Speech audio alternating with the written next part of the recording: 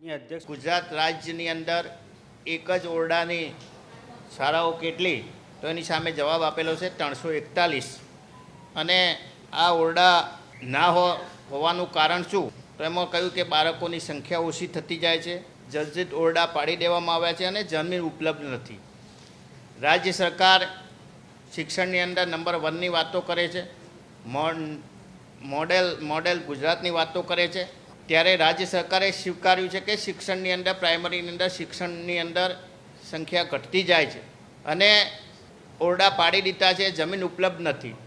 28 વર્ષથી ગુજરાતની અંદર ભાજપની સરકાર હોય, શિક્ષણની વાતો કરતા હોય, તમારી પાસે ઓરડા બનાવવા માટે જમીન ના હોય, કરોડો રૂપિયાની લાખો એકર જમીન તમે ઉદ્યોગપતિને આપી દો છો અને ગામડાની અંદર બાળકોને બેસવા માટે તમારી પાસે જમીન ઉપલબ્ધ ના હોય, એ શરમજનક બાબત છે.